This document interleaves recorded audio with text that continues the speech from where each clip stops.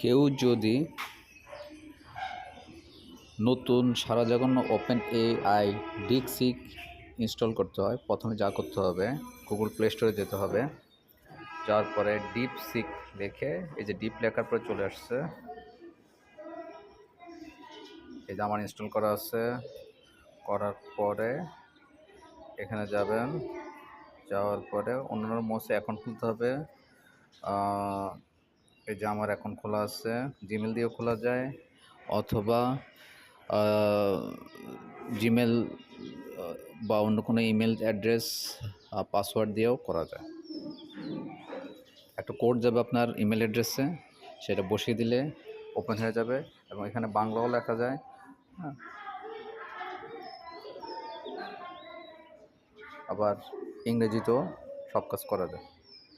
ধন্যবাদ।